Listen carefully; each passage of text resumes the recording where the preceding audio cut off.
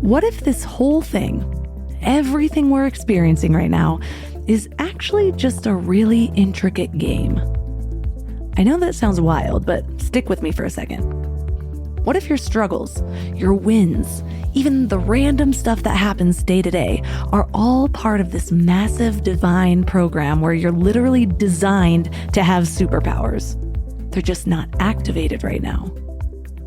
Listen, I've been on both sides of this conversation. For years, I was wrestling with spirituality after growing up with this super rigid religious environment. God was always painted as this figure in the sky who'd either bless you or punish you. And sometimes, if you prayed hard enough, you might just get what you want. But also maybe not, because it wasn't in God's plan. None of it really made any sense to me. But what if we've had it backwards this whole time? Instead of some moody deity calling the shots, what if we're dealing with universal laws that work exactly like computer code? What if prayer actually works because it's literally activating something inside of us, like punching in a cheat code in a video game? Well, the deeper I go into this stuff, the more mind-blowing it gets, and I'm not the only one seeing these patterns. When I first booked today's interview months ago, I thought we were just going to be talking about breaking free from orthorexia and all the crazy wellness industry rules. You know, the fear that everything's toxic and trying to kill us. And don't get me wrong, I'm still very intentional about what goes in and on my body, but I've learned some pretty mind-blowing things about what we actually need to worry about versus what is just fear-based marketing, even in the natural industry. And I still really want to share some of those things that I've learned. So stick around after the interview because I'm going to share some of the biggest myths that I've learned from Kaleigh, from microplastics to sulfates to even fluoride in toothpaste. But then our interview got rescheduled. And in the meantime, her Instagram stories unraveled into this fascinating deep dive on the history of religion. And that's when I knew we were about to crack open something way bigger. So there's this whole conversation happening right now about how we might be living in some kind of simulation. And not in a creepy Matrix way where maybe robots got so advanced that they created a simulation and we all just think we're real, but more like maybe that's just how God built this universe and we all just think we're real. Like this electromagnetic, multidimensional program where everything from numerology to ancient religious texts to the actual minerals in our bodies is part of this incredibly complex code that we're just starting to figure out. And here's what keeps blowing my mind. What if you're struggling, not because there's anything wrong with you, but because your character has literally been deactivated? Like a superhero who's temporarily lost their powers because something's blocking their energy. And the craziest part, the evidence isn't buried in some deep, dark conspiracy theory. It's literally right in front of us, in religious texts, in science, in nature, even in your own life experiences.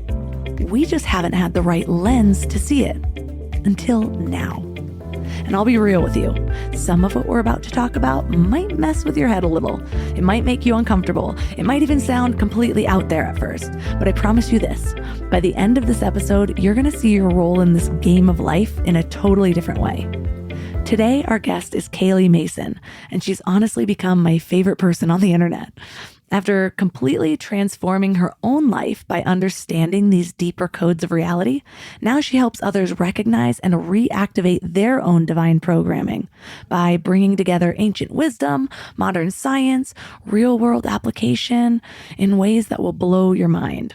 So in this episode, you'll learn how specific minerals in your body literally act as conductors for your natural superpowers and why modern life might be dampening them. The wild connection between numerology, religious texts, and your personal life mission. And the real truth behind wellness industry rules and how to figure out what's actually helping versus hurting you. This show is sponsored by BetterHelp. You guys, workplace stress is killing us. 61% of people are dealing with stress levels that are way beyond normal. So if you're feeling it, you are not alone. I used to think I could just push through everything. Work harder, sleep less, pretend I had it all figured out. But that approach nearly broke me. I am all about following your joy. If that voice in your head is telling you to make a change, listen to it. Maybe you are ready to quit your job. Maybe you do need to flip your whole life upside down. But either way, you need support and tools to navigate it well. And that's where therapy comes in. Modern therapy teaches you how to set boundaries without feeling guilty, how to manage anxiety before it spirals, how to make big moves from a place of strength instead of desperation. And BetterHelp has over 30,000 therapists and has helped 5 million people worldwide. And you can talk to someone from your couch. No waiting rooms, no awkward scheduling. Therapy gives you the clarity on whether that voice telling you to make a change is your intuition or just the Sunday scaries. But either way, you deserve support. As the largest online therapy provider in the world, BetterHelp can provide access to mental health professionals with a diverse variety of expertise. Unwind from work with BetterHelp. Our listeners get 10% off their first month at betterhelp.com/mindlove. That's BetterHelp, HELP.com/mindlove. Let me ask you something. How much time did you spend last week thinking about what to eat? Planning meals, making grocery lists, wandering around the store like a lost tourist. I used to waste entire Sunday afternoons on this, and it was exhausting. Then I found Hungry Root. Hungry Root fills your cart with personalized picks and plans your week of meals, getting smarter with every order. They have over 15,000 recipes to choose from each week, and most are ready in 15 minutes or less. I'm actually headed to Michigan this week, and I had my Hungry Root order delivered there. So I already know that I have meals ready and plenty of snacks for the kids without scrambling to find a grocery store. It's just handled. And what I love most is their smart cart technology. It learns what I actually like and then recommends groceries, recipes, and supplements just for me. So no more buying spinach that rots in my fridge. They screen out over 200 additives and only source high quality ingredients. The time I've gotten back has just been life-changing. So take advantage of this exclusive offer. For a limited time, get 40% off your first box, plus get a free item in every box for life. Go to hungryroot.com/mindlove and use code MINDLOVE. That's hungryroot.com/mindlove, code MINDLOVE, to get 40% off your first box and a free item of your choice for life. hungryroot.com/mindlove, code MINDLOVE. And then when I was in the light, what rushed back in was this gratitude and this exhilaration to be alive.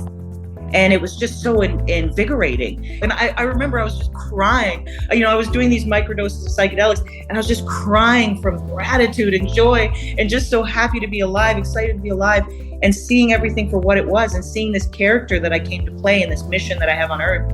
When I got the psychedelics in, it really clicked everything together, like everything I had learned about numerology, which somehow all the pieces of the puzzle fit together once I did those little microdoses.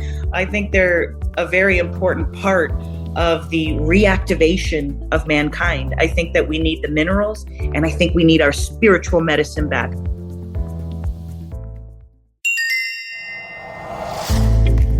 Turn up your frequency with Mind Love. Bite-sized brain hacks for seekers, dreamers, and doers. It's time to give your mind a little love with your host, Melissa Monti. I'm so excited about this. You have become my favorite person on the internet. So, oh wow! Well, oh my God! I hope I live up to the hype. I started really going into the rabbit holes of your Instagram at the time where I was becoming most fearful of just a lot of things. And some of them are warranted, but I don't want to hold fear in my body. I'm also very aware of what that does. And so I remember, at first, and I'm sure a lot of people are like this, reading some of your stories, and I'm like mildly triggered. Like, I don't know. Must be true. I do that. But then certain things would make sense. And one of the first things was around teeth. So since I've gone holistic, and I actually switched to holistic toothpaste like 10 years ago, and I just have not felt good about them. This intuitive feeling that something was wrong. And then you were sharing all this other stuff. And I remember standing in the toothpaste aisle at a drugstore, which I hadn't been in a really long time. Naughty girl. Buying Crest. And I was having like heart palpitations. And I'm like, Okay, this means that there's something else wrong.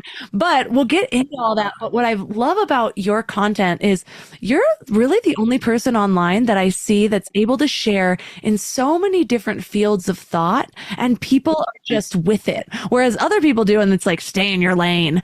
So, Yeah. They have a niche. yeah. And so I'm curious, like, what led you to all that you share today? Like, considering your life path and all of that, like, what is your mission here? Well, it might sound a little cheesy, but my mission is to reactivate the superheroes in this video game that we're in. So when I first got online, I said to my best friend, I said, I want to reactivate the superheroes because that's how we can win the war. I believe that there's a war against humanity. And I think that part of the war, part of their weaponization against us is to deactivate our characters in this video game. So we all came to play a character. We're all here. We all have a mission on Earth. And I think that they want to deactivate us into these slave zombie robots. And I think they do that by demineralizing us because you need enough minerals to conduct the electromagnetism in the body to activate the programs that you're programmed with in your subconscious. Like I'm a life path 3, which is the communicator, the healer, the entertainer. But when I'm really demineralized and weak and low in magnesium, I can't even talk. So the negative side of your mission, the negative side of your life path or your programming is the exact opposite of your positive side. So on the positive side, my life path is very communicative and I'm really into the healing arts. That's part of my programming. I'm really into humanitarianism. That's part of my programming. But if I get really demineralized, maybe you go through trauma, stress, you run out of magnesium, you run out of these electrolytes, these minerals that conduct the electromagnetism in the body, and it deactivates you. You lose touch with your original self and you switch into the negative side of your programming. So, it's pretty basic, right? The positive side of your programming lives in the light and the negative side of your programming lives in the dark. So if you run out of the conductive minerals that conduct the light, you lose touch with that positive side of your programming and you switch into the dark. So for me, as a life path 3, we become morosely silent. We become, you can't even get a word out of us. Like I have close people in my life that know that when I'm really negative, that you can't even talk to me. I can't even get a word out. But as you can see, I don't have any problems getting the words out when I'm positive, when I'm on my positive side. So that's what I think is happening, is that the enemy is using all kinds of demineralization tactics like injections into the bloodstream that have excipients that deplete minerals, the foods that are already depleted in minerals, but then there's, foods that are very popular in the West that remove minerals from your body, like grains and beans and plant foods that have anti-nutrients that remove minerals from the body, that, that they have to be processed a certain way to prevent mineral loss. But oftentimes people are not doing those special preparations for those foods. And then, getting people on these demineralized waters, like the dehydration agenda, I call it, that's a demineralization tactic. So I believe deep down that it's to deactivate these characters in the video game. And that all of these archetypes that we've been shown throughout our lives in comic books and movies and fairy tales, all of these archetypes are human archetypes. That all of those medias are really nonfiction documentaries, you could say, on the human archetypes. A fairy tale, a comic book. All of this is nonfiction, I believe, and that they're showing us the human archetypes that we came to play in this video game, in God's video game. So we need enough light to activate those characters, to play those characters. So when I got on Instagram, I said to my best friend, I want to reactivate the superheroes because that's how we can win the war, because they're specifically programmed to save people, to save the day. In tarot, the superhero archetype is the chariot. The chariot, he's like the winner. We've always had this kind of champion superhero chariot archetype throughout human history. And so we need to reactivate the winners so we can win this war. I have been going deep into the programming for years, but kind of go back and forth between like, are we in a simulation or is Yeah. it God's simulation? And is there a difference between those two? No. Yeah, like I do think that we're in some kind of electromagnetic layered reality that you could call simulated, because it's simulated by whoever created it. God, we say God for the creator of this universe. And yeah, it is a simulation, and you're a simulation, but it's a game. So that's what the war is. The war is part of this video game. It's part of the challenge of the game. And so, my character being the communicator, the highest purpose of the Life Path 3 is to communicate the secrets of the universe. Prophet adds up to 3 in Chaldean numerology. This is one of the archetypes of the 3: prophet, healer, communicator, teacher. So you see with the Life Path 3s is they're always kind of trying to communicate these ways that we can heal humanity or lift up humanity. Happiness adds up to 3, love adds up to 3. So they're always trying to promote these ideas. And that's just the character that I'm programmed to play by God in this video game. And it's, it fits in with this storyline. Like we have this storyline with this dark and light dynamic, this yin yang. So you have an enemy and you have I like to call us the victors. We are already, I think that we've already won. So we are the victors in the video game. So you have like the arch nemesis, the enemy, and you have the victors. You have the good guys. So yeah, I think it's definitely a simulation, but it's fun. There's nothing to feel doom about, with that in that regard. And I do believe that we are winning. So, because I don't want people to feel afraid. Like when I say that we're in a war, there's an enemy, I don't want to promote any kind of paranoia or fear. I just want you to know what the game is and get your costume on, get your archetype activated, get your character activated, and let's go. Let's win. Yeah, it's like Super Mario wouldn't have been any fun without King Koopa. Yeah, exactly. You need a challenge. Exactly. You need a challenge. You need something to overcome. And yeah, the journey is the best part. The walk is the best part, not the destination, but the journey getting there. So this whole battle and everything we've gone through and all the traumas we've all gone through, it's all part of this exhilarating journey that we're on in the human experience. So, I just want to show people how to get the light back in their bodies so that they can continually switch back into their positive programming, their positive archetypes, and, feel good about themselves and feel like a winner and win. What was it that woke you up from the negative programming or the just sort of Dark side? day by day? Yeah, the numbness is how I kind of look at it. What woke you up to realize that we're in a game, there might be an enemy, and that we need to mineralize?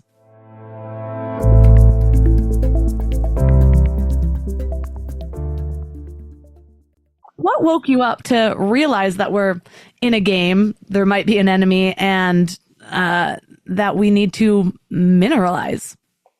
Well, it was a bit of a journey with. First, I will say Thomas Lavoie, a French Canadian, a good friend of mine.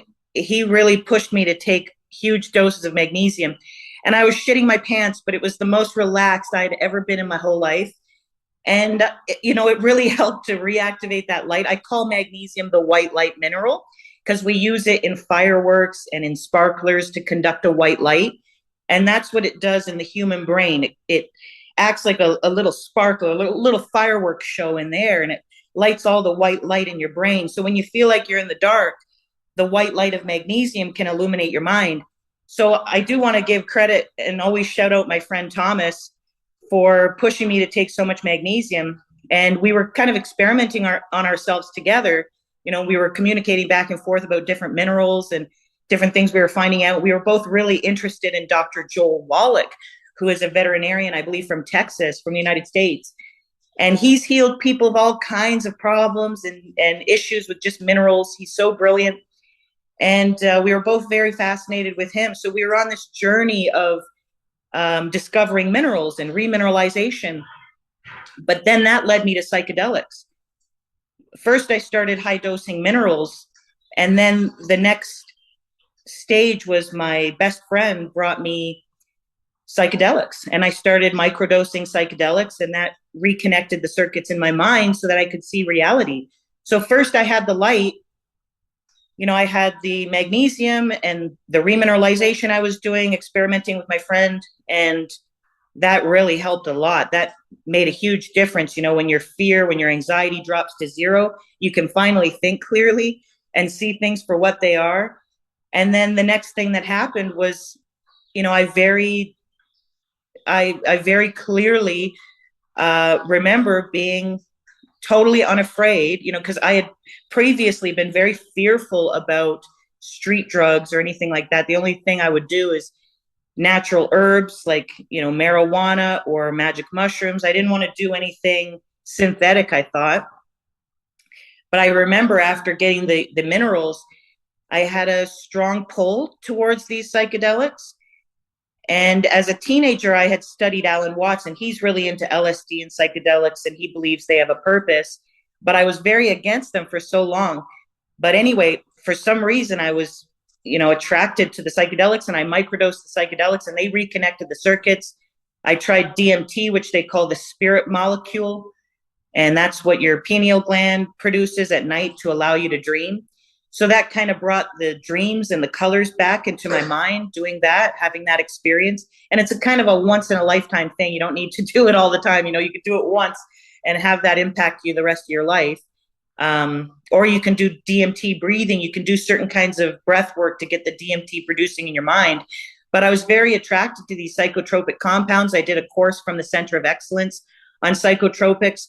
And I think that is what really opened my eyes to what I believe is reality. I believe that we are in a game, and the human experience, and what rushed in first was gratitude to be here, because when I was in the dark, I didn't feel grateful to be alive. When I was in the dark, I really wanted to die, actually, and I would kind of think about suicide. I don't know what I can say here, but the internet, whatever you want. So censored now, but yeah, I thought about suicide daily. And then when I was in the light, what rushed back in was this gratitude and this exhilaration to be alive. And I hadn't felt that since I was like a little child, like maybe 4 or 5 years old. And it was just so invigorating. I was like, wow. And I remember I was just crying. I was doing these microdoses of psychedelics, and I was just crying from gratitude and joy, and just so happy to be alive, excited to be alive, and seeing everything for what it was, and seeing this character that I came to play, and this mission that I have on earth, and this mission that everybody has. And when I got the psychedelics in, it really clicked everything together, like everything I had learned about numerology, which is a path my grandmother set me on. And, the pieces that I had collected and the data that I had collected, somehow all the pieces of the puzzle fit together once I did those little microdoses of psychedelics. So really, truly, I think they're a very important part of the reactivation of mankind. I think that we need the minerals, and I think we need our spiritual medicine back. I think that humanity always had psychotropics. That's one thing I learned from the Center of Excellence with their psychotropic course, is that our ancestors used psychotropics all the time. And they had tons of recipes, like flying recipes, literally where your spirit is detaching and you're flying through the air, and it feels very, very real. And they were murdered over those recipes. Our ancestors, they were killed. My ancestors, the Irish, they were killed over these recipes, these herbal recipes. So it's a big part of reactivating humanity, is getting that spiritual medicine back, because it's been so demonized. And I'm sure there's people listening to me now and thinking, that it's bad or it's wrong, and, that you shouldn't do drugs. We were really programmed with that. But psychotropics belong with mankind. We've walked with them for tens of thousands of years, and they have to be used properly. We need our shamans, we need our healers and our medicine women and men to carry this knowledge and to use this stuff properly, so that we can stay activated and not become these slave zombie robots living in the dark wanting to die.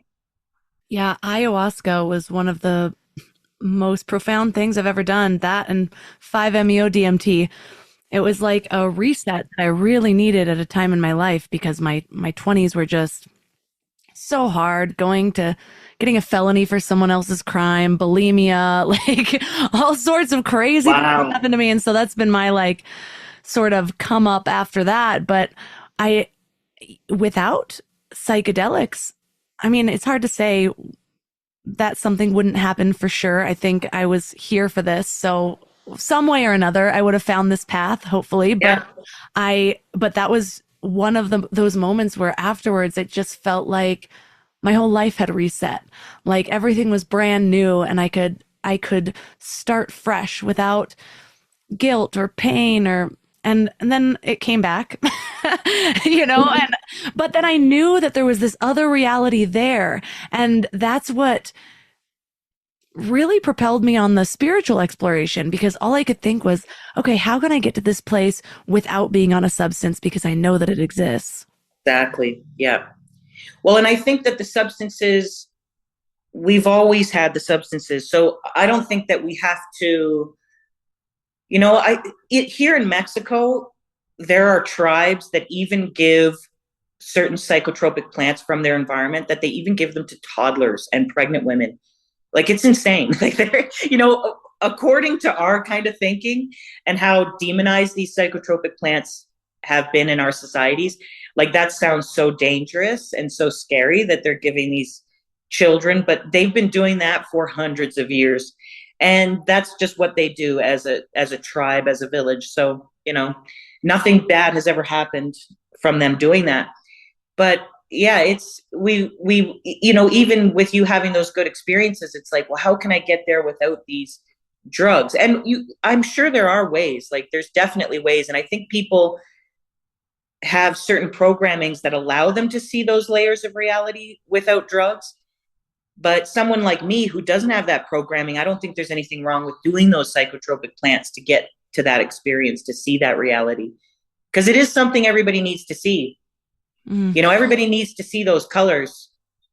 Yeah, and how all of a sudden everything fits into a grid perfectly and looks so organized. Yes, everyone needs to see the computer. Yes. The HTML. Just a little bit of mushrooms will get you there. Yes, just a little bit. And that's what I'm saying is that, I was always very fearful about psychedelics and psychotropics, so I never did too much. I always did really, really tiny amounts. But with DMT, I did enough to get the colors, to see the colors. And there's a whole layer of reality. There's colors that we're not seeing. And it's absolutely, phenomenally, incredibly beautiful. It's the most beautiful visual experience I've ever had in my whole life. It's incredible. And I just really believe everyone should see that. It's life-changing forever. So tell us about life path numbers. You calculate it by taking all the numbers from your birthday. So mine's May 14th, 1985. That equals 33. So I'm a life path 6. But tell us what these mean for us. Okay. So you said you're 1985? Okay. Yeah. 3, 5, 6. Okay. So your first vibration is 5. And the first vibration is the first thing that people see about you, according to numerology. And I have noticed that this is, like, if you look at words that add up to 5, sweet, nurturing, magical, you might find that when people first meet you, they call you by those names that add up to your first vibration. That's one thing I noticed. So my first vibration is 6. Artist adds up to 6. And I had a lot of elderly ladies in the health food store that would say, "Are you an artist?" They would just say that out of nowhere. And so that's the first vibration. They're seeing the first vibration. And I would say, "How'd you know that?" And they'd go, "Well, by your voice or by your dress, by the way you look." I was wearing the costume of the artist. But that's the first thing people see about us. And it's the first thing you saw about yourself when you came into the human experience. So 5 is the genius archetype, I call it, or the God archetype. You're here to play a creative genius, a creator. The creator of the universe is a genius, obviously. A creative genius. So it's the God archetype. You're meant to create your own universe, like J.K. Rowling is a life path 5, and she created the Harry Potter universe. She's the god of the Harry Potter universe. So you're meant to create your own little universe and become the god of it. Beyonce is a life path 5. So this is kind of the phenomenon with life path 5 is they create these worlds where they're the god of that world. So that's your first vibration. It's the first thing you saw about yourself. So, you might have seen when you first came into the human experience, you might have seen, wow, I'm a freaking genius. I still think that sometimes. You might have just because it's okay to have awareness about who you are because God created you. You're an invention of God. So it's okay to rep yourself. It's okay to be proud of yourself and how God made you. In my opinion, it gives reverence and gratitude to the creator of you. So, saying, wow, I'm a genius. I get to play the genius. I get to play the God archetype. That's amazing. I'm magical. Magical adds up to 5, magical with a K.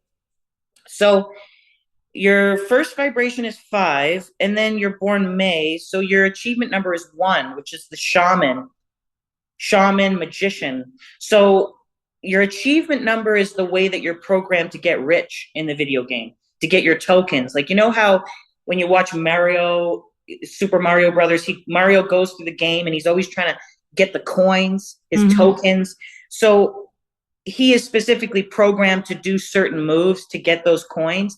And that's exactly like humans. We are specifically programmed that we have to fulfill certain actions to get our coins, to get our tokens, to get our gold. Gold is a big token in this video game, real gold. And I think that's why the enemy gave us banknotes instead of the gold, because the gold empowers us. It's part of the game. It's real money. It's got energy. So paper doesn't have much energy compared to a gold coin. But anyway, we're all programmed with a kind of action that we have to fulfill. So you have to fulfill this archetype, the shaman, the magician, the hero. You have to fulfill these archetypes or these traits of the one program to get your coins.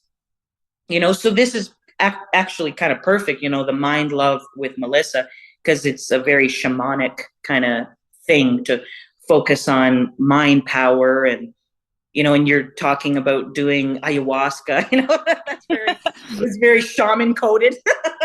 I know. I have thought quite a few times, I really want to be a shaman, but I feel like I get so much hate being another white girl shaman, Oh, yes. It's pretty sick, the hatred against skin shades. It's pretty sick. But you're already a shaman. You were born a shaman. God made you a shaman. And shamans come in all skin shades. So you be yourself. You already are. You don't got to go to any courses. Some people say, well, what course should I take or what school should I go to become this, when I'm telling them about their numerology? So you don't have to do any of that. You're already programmed to do what you are meant to do. So you just let your subconscious flow. Let your instincts run the game, run the show. But your life path, so that's the achievement number. That's how you get rich. Your life path is the mission on earth. So 6, life path 6, or when you turn 50, it becomes the life path 33. When you have your Chiron return, Chiron is the wounded healer. So for a life path 6, when they have their Chiron return, something happens. They become a kind of more powerful version of themselves. So we call it the life path 33, which is a master number version of 6. 3 plus 3 is 6. So life path 6 is the artist, musician, as I was saying with the artist program. But it's energy healer.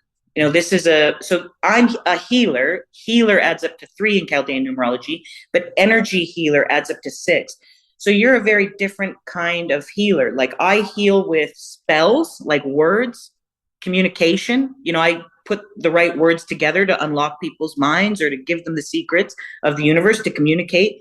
But you do it with your energy. You do it with a thought or a touch. You could do it with your word if you like, but with life past 6, they have a very special superpower that you can touch a person and they're healed.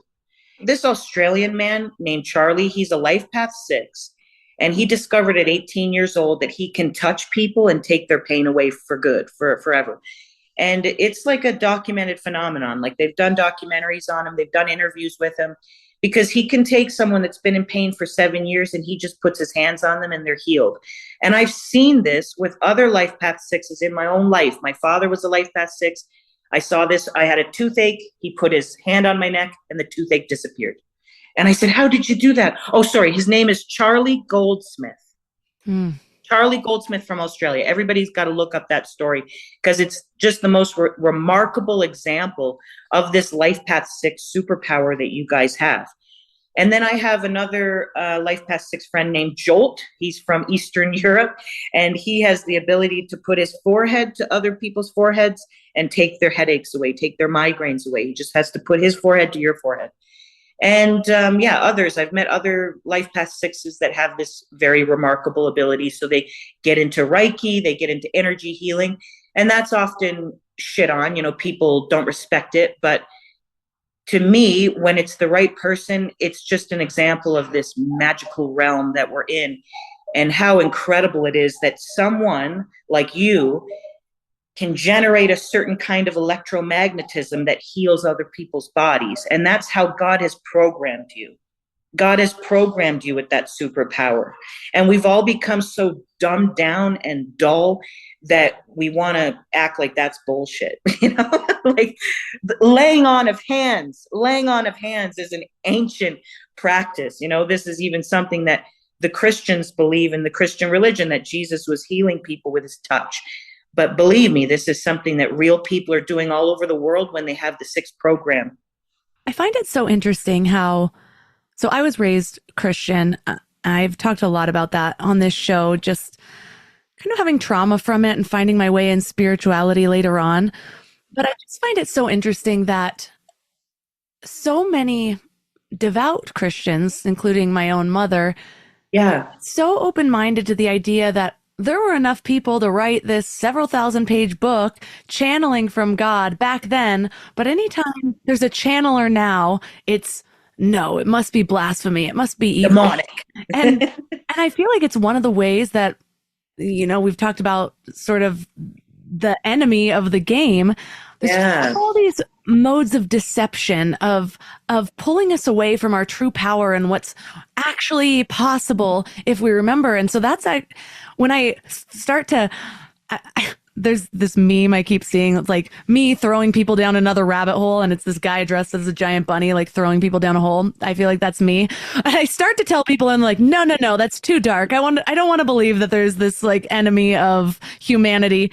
And I'm like, it's not dark, because when you get underneath it, you start to realize we're in this magical realm. We're magical beings. We're electromagnetic beings. And if we can just believe in ourselves and tap into that, even like Peter Pan's, like you got to believe in Tinkerbell for her to exist. Yeah. That is so true. We see these little fairies here in Mexico, in Oaxaca here. So I heard that fairies are really attracted to lights and beautiful gardens and flowers.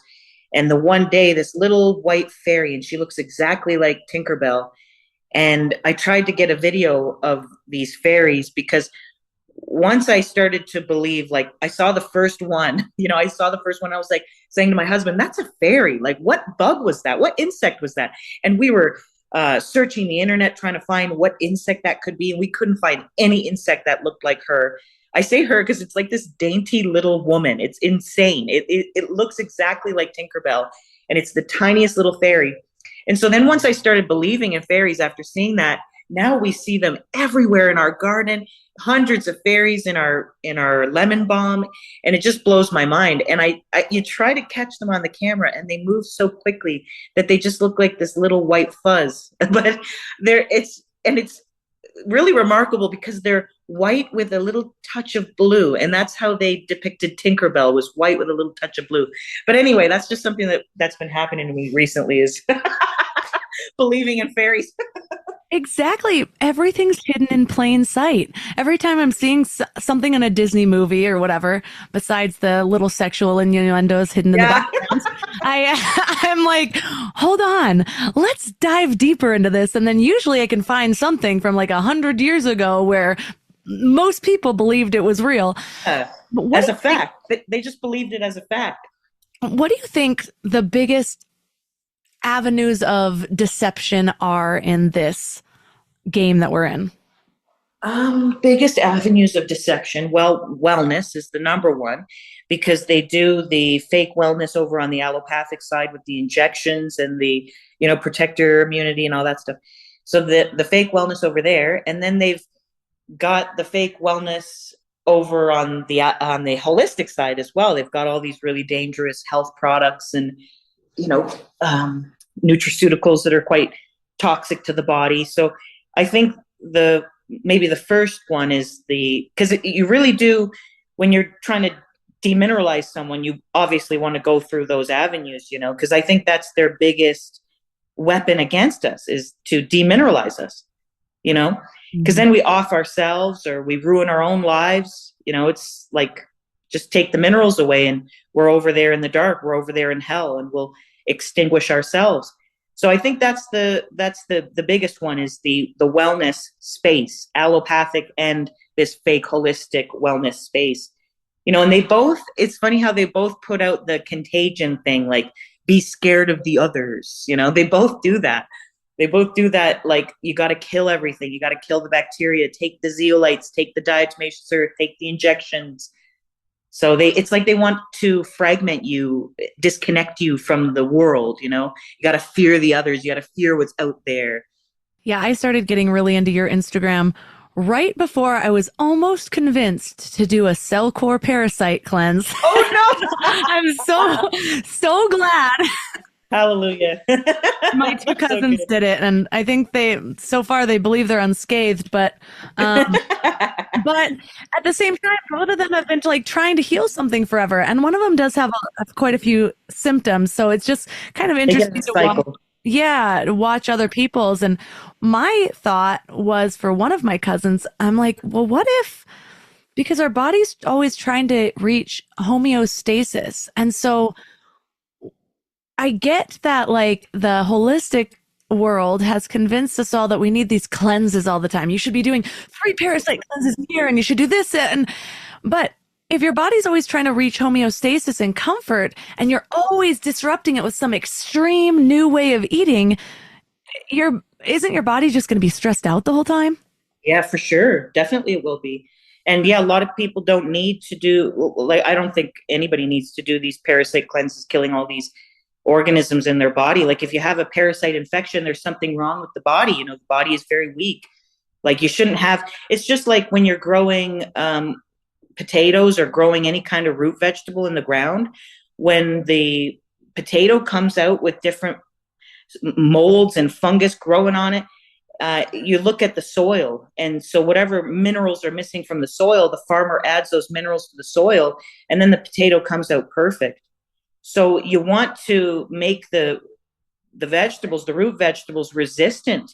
You don't want to be putting antibiotics on the potatoes and these antibiotic herbs, on the potatoes to kill. You want to make the potato resistant from the inside out to the organisms that are growing on it, that are disrupting its quality. So it's the same thing with humans, is that we need the minerals, whatever minerals are missing that are allowing these organisms to overgrow. We got to put those minerals back in. And, with these parasite cleanses, the reason people get into this cycle of parasite cleansing and this cycle of, whatever they're doing, sometimes they're doing it all at once. They're doing a parasite cleanse, zeolites, diatomaceous earth, sauna, cold baths. They're doing all these very, very stressful therapies all at once, and it's actually taking out more of the minerals. Like, they're depleting more of the minerals that got them sick in the first place, the mineral deficiencies that got them sick in the first place. So they're depleting more of those. So yeah, it's very counterproductive and counterintuitive, because you have to convince yourself that feeling bad is a good thing. And that's, part of that Herx gaslighting that they do in the wellness space, is they say, oh, it's just the toxins leaving your body. If you feel sick, it's a good thing. And so you have to gaslight your own instincts and ignore your own intuition about feeling bad. It's pretty sick, pretty disturbing, in my opinion. Yeah. And I have one thing that's changed in the last year is I've stopped calling things toxic. Like, I used to go in like CVS or Walgreens, and I'm like, oh, this is just all toxic stuff. Toxic. Like my grandma's cabinets. Oh my gosh, your toxic products. And now I'm like, I refuse, and I will only call it conventional, because I realize you can't believe that everything's out there trying to kill you without holding that stress in your body. And so when I broke that mindset. And yeah, I tried Crest for the first time in 12 years and Pantene, and it just started calling things conventional. It was like the world seemed like a more friendly place. And it was funny, when I first reached out to you for this interview, I was determined that this was going to be all about breaking orthorexia, because it was like such this mind expander for me, kind of getting out of that, which I should apologize to my listeners over the last like 7 years if I've I apologize. accidentally said something awful about, your toothpaste or whatever and all the toxins. I did not mean to victimize you, but I'm on the other side of this for a while. But I thought it was going to be about orthorexia. But then, like I said in the beginning of this, how the conversation will just change. Your Instagram is different than other Instagrams because you're not just sharing your opinions. You'll share a lot of knowledge. We can tell how knowledgeable you are in like Chinese medicine, numerology, but then a whole different topic will come up, like religion. And you'll know all of this stuff. I've spent a lot of time in the last 10 years studying the history of religion because I had to get out of my own programming. Because when I was growing up Christian, there was something that fell off and no one would answer my questions. And my questions were seen as some sort of resistance when really I was just like, but I don't understand. Why is God murdering millions of people in the Old Testament, but it's a God of love? It makes no sense, And I for a while, I was just sort of rebellious. It was more rebellion against my parents, I think, where I was like, no, God. But then I kept being pulled and I opened up to spirituality and my life just started blossoming in different ways. But for a long time, there was this like, okay, but what if I'm wrong? Like, what if I die and then I do end up in hell because I did this wrong because of my programming? And so I had to like really look into like, what was Jesus saying? What was the Bible before? What about all these other religions? How do they intersect? What's the truth behind them all? And you started talking about Islam and Christianity and their. So just tell us what your views are on religion. What do you lean towards? How do you see it all?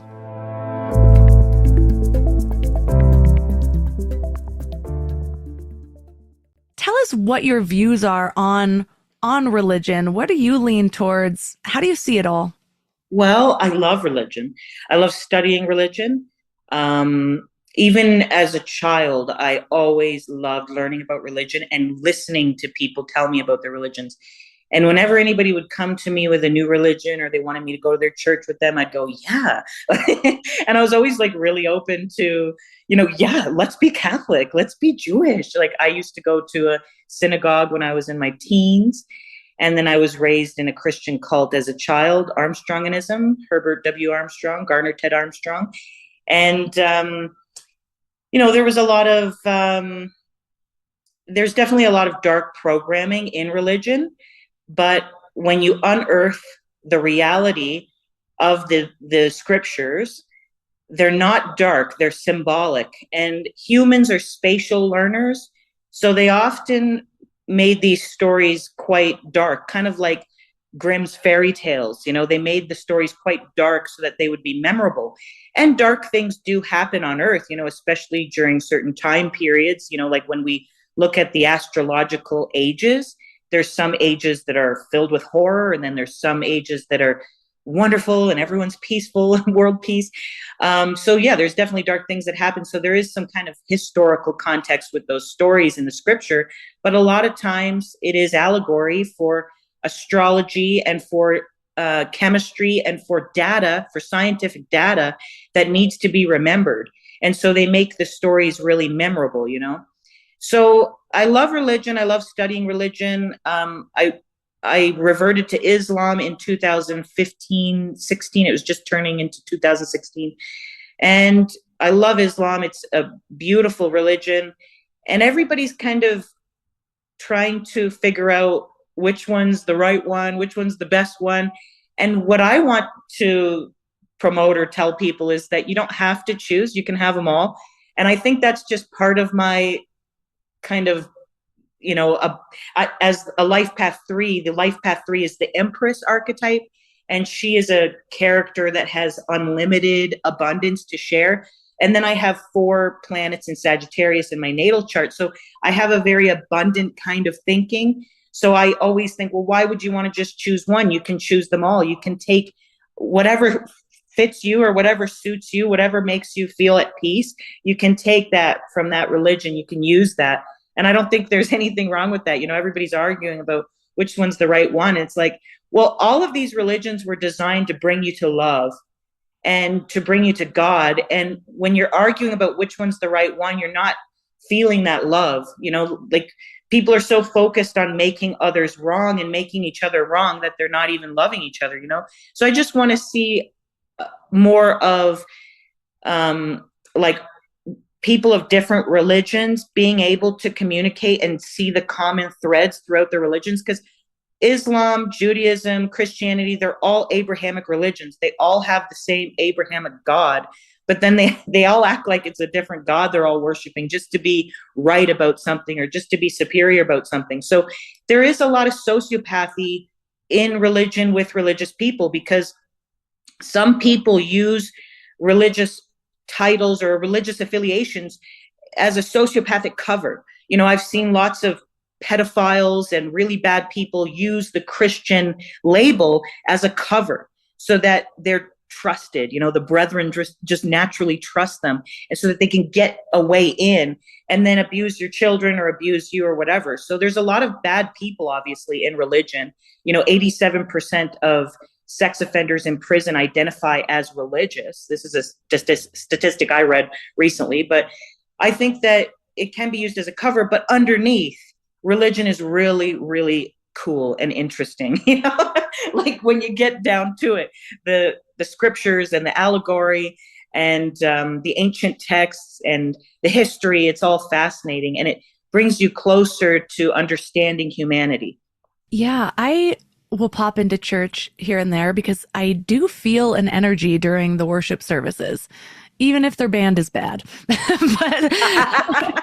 but one thing that I've recently opened up to, because for a long time in my spiritual journey, I was just like, okay, well then religion, that's another form of deception. It's how they're trying to control people. And I started to really view at least my view of my Christian upbringing was it just felt like I didn't have a connection to God until after it. And I didn't have a connection to like our magical nature and things like that. So my theory was for a long time that, the way they kind of use the obedience and stuff like that it maybe took away my intuition.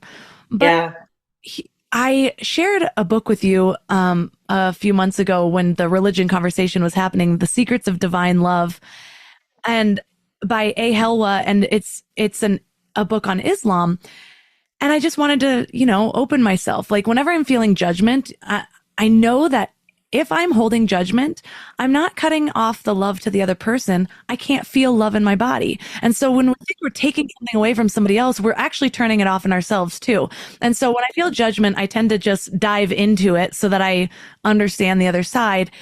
And what I've gained from understanding more about Islam is that Islam is more about the heart purification. They talk about that a lot. And now the obedience and the like living rightly, morally, doing the right thing, that is what purifies your heart. And so if you're sitting there like stealing and lying and doing things that we know are morally wrong, and then you say like, oh, now just listen to your heart, just go by your intuition, you're not going to get the right signal. You have to purify that heart. And so that sort of changed my mind around the whole obedience part and like the laws of different religion, where I'm like, okay, now I can see why those could be really important. It's putting a container around your moral compass so that you can actually hear the purified inner voice. Yeah. And that's an interesting point, because there are a lot of people in religion that use it so that they know what right and wrong is, because they don't have that connection to their own moral compass. They don't naturally know what's right or wrong. They have to be told by a church leader or, someone who's interpreting the scripture for them. So yeah, it's interesting how because I felt the same way. I felt a disconnection from my intuition growing up in religion. Or growing up in that religion that I was raised in, I did feel dull, and I had the same kind of questions you did. Like, I didn't understand why we weren't adding more books to the Bible. That was one of my questions as a child: is why don't we write books now to add to the Bible? Or why? Another one was, why do we not have any new hymns? Because in my church we sang these old, dead, tired hymns from the 1800s, and I just wondered, why aren't we writing our own songs to sing for God? Like, if I am supposed to be worshiping God, shouldn't it come from my own heart song?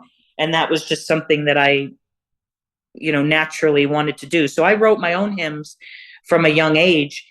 And it always disturbed my mother. My mother is very religious, and she would nitpick my lyrics. She would say, there was one song where I sang, "Oh, I want to be an angel, and with angels fly."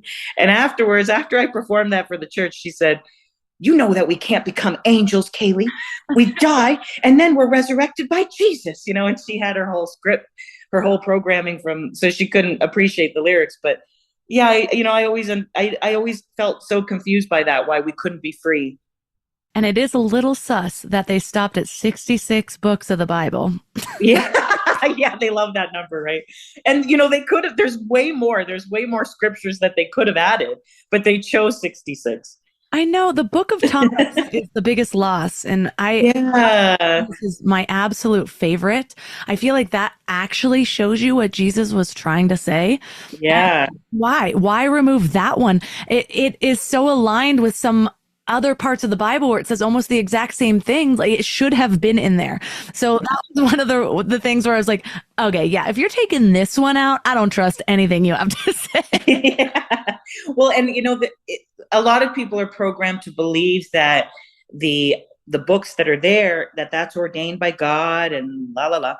And that's fine to believe that, but I think that there is something very valuable in the Gnostic Gospels. If you explore the Gnostic Gospels and the ones that weren't added in there, like you said, the Lost Gospel of Thomas, there's some really, really valuable stuff in there.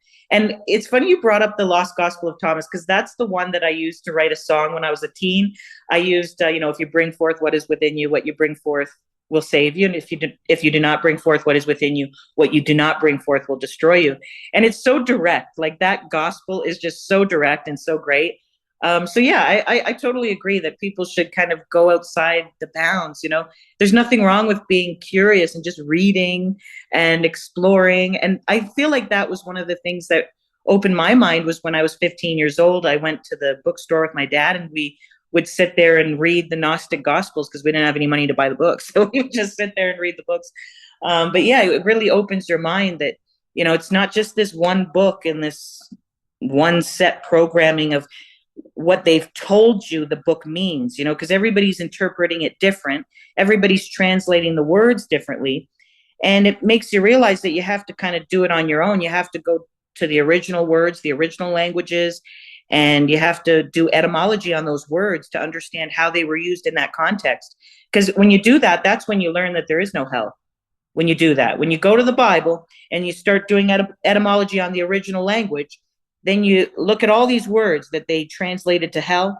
And in the original languages, they're all different words. And, some of them mean the grave of mankind, or the sulfur lake, the lake of fire, which was an actual place that they put dead bodies. It was literally a sulfur lake that they would use to dissolve dead bodies. So it was a physical place on earth. So, when you do the etymology on the words, the story becomes very different. And I feel that when you study the Bible, you actually become quite interested in numerology and astrology, because that's woven in there if you open your mind to it. Yeah. Bart D. Ehrman, I've read like 12 of his books now. I want to read all of them, but he talks about one of his books, Heaven and Hell, A History of the Afterlife, really goes into what they believed before, when the sentiments started to change, who was in power at that time, why it was then in their best interest to convince people that hell was a place, because it keeps them in control. And, Control. I believe in hell, but I just believe I've already been there. Yeah, a place on earth for sure. Yeah, it's a place in my mind. It's how my worldview changes when I'm in a different state of mind, or maybe demineralized enough to, where everything just looks like doom and gloom. So yeah, it's freeing though when you get there, because there isn't that like, okay, what if I make the wrong choice? Like, man, the poor Native Americans who didn't have white people to come save them with Christianity, they're all going to hell. Yeah. Yeah. We would always ask. There was a Christian group in my high school, because in my Christian group, we didn't believe that people went to hell. We didn't believe in hell.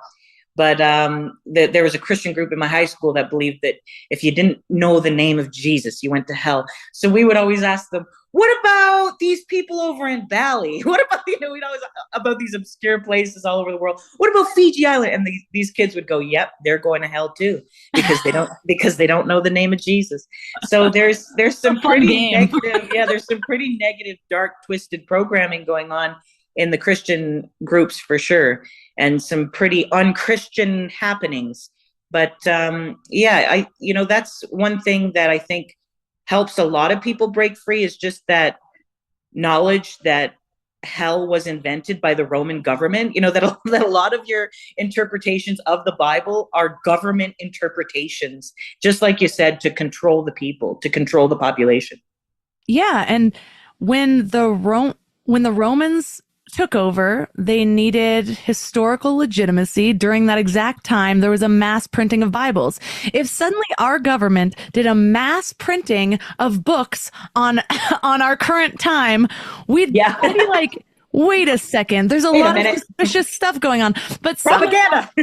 Well, that's the thing that always confuses me. I'm like, if you're going to devote your entire life to this one ideology, you don't want to just look a little bit deeper. You don't want to look at the other side just a little bit. But you said there's numerology in the Bible. Yeah, a lot. Well, it was Newton. Newton was obsessed with the numerology of the Bible. If you watch a documentary on him, because there's like certain numbers that are repeated over and over again. Like I'm not an expert on the numerology of the Bible, but Newton was. He had a lot of notes on the numerology of the Bible and all these patterns and themes.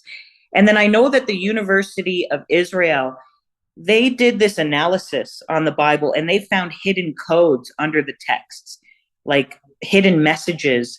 So they said that the first 5 books of the Bible, that this was the only book that they were able to find this phenomenon with, that they tried War and Peace. They tried all these other huge books. And so what the computer program does is it counts every letter, like, you could count every 16th letter, every 14th letter, every 500th letter, to see if there's a hidden message. And the only book that they found hidden messages in is the Torah, the first 5 books of the Bible, the Torah, which is in the Quran, it's in the Christian Bible, and it's in the Jewish Bible. Those first 5 books are the kind of the book that threads those 3 religions together. Oh yeah, there's a book called the Bible Code that I have. That's it. Yes. Okay, well now I'm definitely going to read it. It's really, really good. It gives you chills, and it has a lot of evidence to confirm some of the historical stories in the Bible, because, that's one thing that the enemy loves to do, is mix fact with fiction.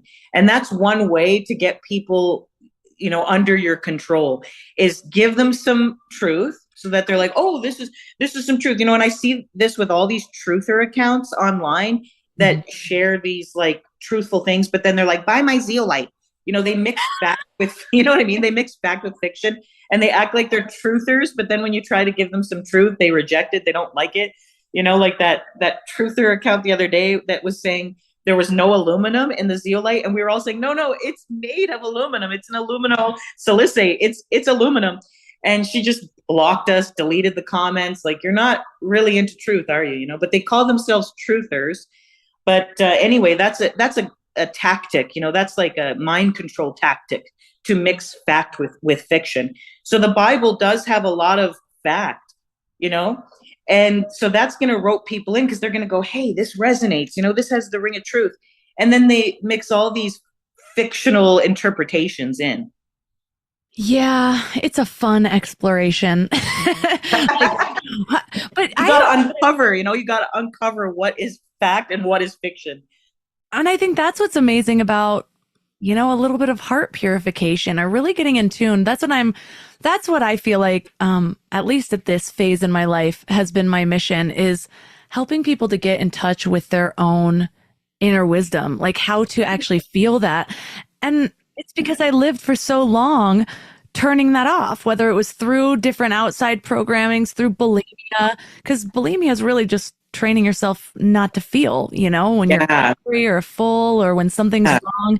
And so when I started the spiritual path of like, oh, just tune inward, it was like dead from the neck down. I was like, what do you mean? Like, I knew to shrink. That was about it. And it was like when I felt fat or whatever, like I was convincing myself I was just always shrinking, like crunching down. And anyways, wow. It's been a 15-year journey of just unraveling that, and now it's like I'll hear something and I'm like, I don't know why that feels off yet, but there's something off. I'll look deeper later, and then usually I find something.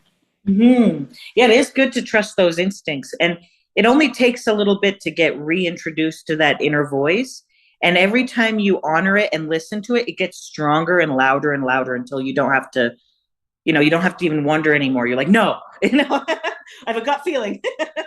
I always trust my gut. A lot of things, it seems like, come back to the spleen somehow. Yeah, the spleen for sure, because it digests everything for you, including information, experiences.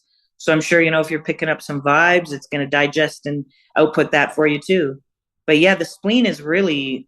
because that's the in Chinese medicine, the spleen is the spleen, stomach, pancreas. So that's the center. That's the center of the body.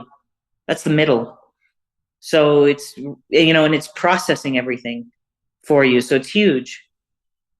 Well, we have covered so much today, and I could have talked to you for like 5 hours. One day, if you're like, I just want a really long chat, just hit me up. We can record it, we cannot. You gotta eat, girl. You have to go eat now. I know. Well, I love to leave listeners with like one sort of action item, and we've covered too much. Usually it's like to kind of bring what we talked about into, but if you were to just give people one thing to do this week or to think about that would just help their overall reactivation, what would that be? Life path. Just figure out what your life path is. Add up the numbers of your birthday, reduce it down to a single sum, and figure out what your life path is. And then go to my numerology descriptions in the link tree of my Instagram, because my descriptions are the only ones that I recommend. I haven't found any that I like, and I base mine on the data that I collected for 15 years. I think it's going on even longer, 17 years now. And the words. So I break down the words to find what the words add up to. And that is what really reveals the theme of these numbers. Like, everything is encoded in this universe. Everything is encoded down to the finest detail. So, when you look at the languages that we're using, it's all encoded with these numbers, 1 to 9. This is like the sequence of the universe, 1 to 9. So just figure out what your mission number is, what your life path number is. Read that description from my link tree, my numerology description website, and just think about that. Like, honestly, it's, for some people, it's life-changing. All they needed was that confirmation of who they are, the character they came to play, the mission that they have to fulfill on earth. That's all they needed. That was the only confirmation they needed to move. And then their whole life flips upside down in the best ways possible. And so there's two different versions, though, because you said something like you said mine was, even though mine ended up being 33 and that drills down to 6, but since 5 is my first number, that's different. Did I? So I was telling you about your core numbers. I was telling you about your 3 core numbers in numerology. So you have a whole binary, like a whole HTML coding to your human organic robot. And it's not just these 3 numbers. There's also name numbers and soul numbers, and there's all these different numbers that make you who you are, that are part of your programming. Mm-hmm. But all I want people to do is get the life path number, the mission number, because I think the mission number is the most important number in the whole code. I think the mission on earth is the most important out of all of the features that you've been programmed with. The mission and fulfilling that mission is the most important thing, in my opinion. So just add your birthday up, then whatever that number adds up to, add that number into itself until you get a single sum. So, as an example, my birthday is December 6th, 1983. So I'm going to do 12 plus 6 plus 19 plus 83, and I get 120. So there's no zeros in numerology. So 120 would be 12. And now I want to reduce that to a single sum. So that would be 1 plus 2 is 3. I'm a life path 3. So just do that. Just figure out the life path, the mission number. Don't worry about any other numbers right now. Just focus on the life path number and finding out everything you can about that life path number. And whatever resonates with you, put that in your toolkit, keep that with you, and keep reminding yourself of who you really are.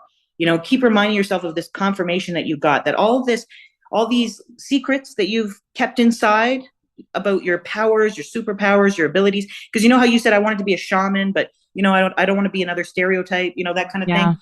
So you have like this secret shaman's self.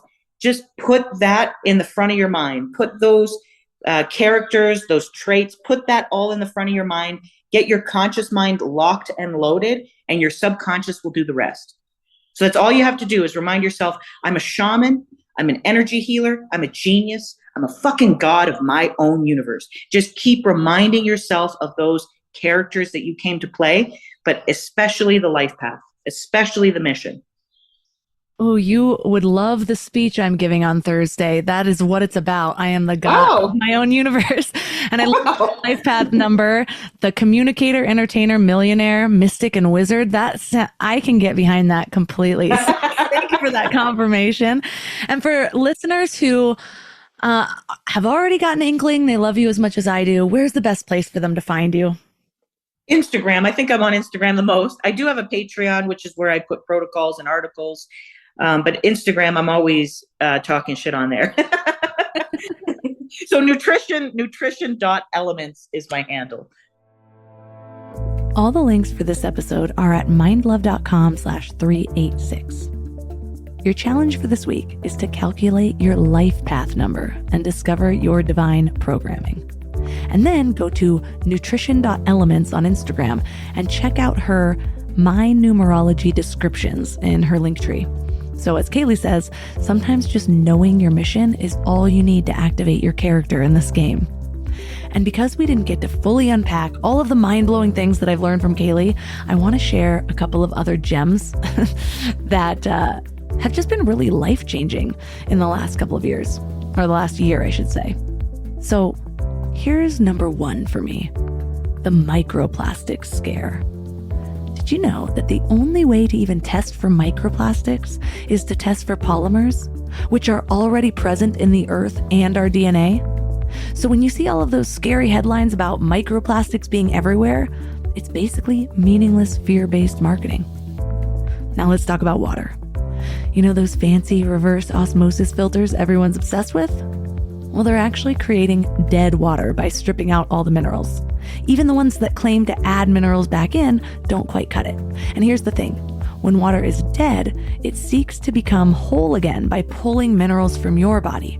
So I actually got rid of my $1,000 RO system and switched to spring water and mineral waters. And the craziest part is when I was pregnant and dealing with terrible morning sickness, switching to mineral water made my nausea drop by like 90% in 2 days.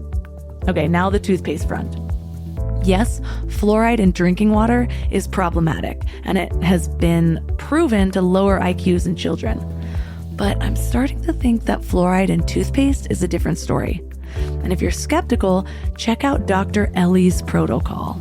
I'll link her hour-long video on creating healthy teeth that completely changed my mind. And the truth is, I tried. For like 12 years. I tried every remineralizing paste out there with no success. I was getting like $25 hydroxyapatite toothpaste, and my intuition was just pulling me, saying this is not working for you. And so I ended up switching to Dr. Ellie's protocol with a lot of inner resistance, and it worked for me. My teeth are healthier than they've felt in 12 years. I do use a tongue scraper after her protocol to get any of the remnants out so I'm not swallowing any excess, but it is gold. And there are thousands of people in Kaleigh's stories that have said that they switched to Dr. Ellie's too, and it's been life-changing. And so this is the cool thing about Kaleigh's profile. You can go to her profile and she has highlights of all the conversations that have unraveled on her stories.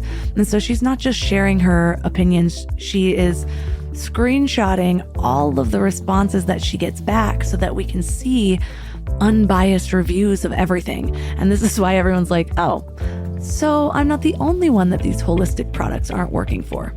And another shocker, Pantene. Pantene is still one of the best shampoos out there. I know, right?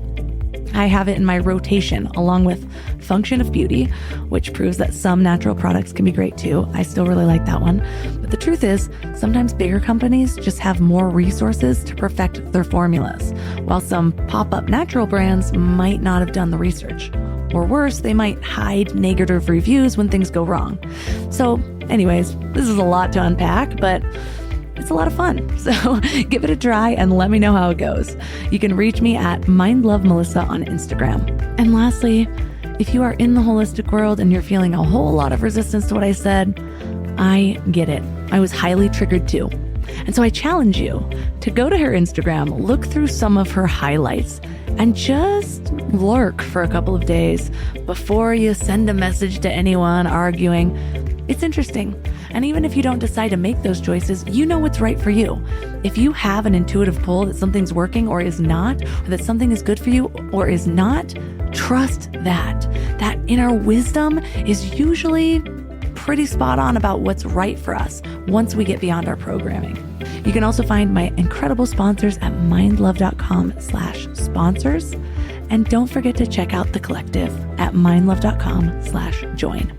Thanks for giving your mind a little love today, and I'll see you next week. Thanks for tuning into Your Higher Frequency with Mind Love. Head to mindlove.com for a free gift to keep your vibes up until next week.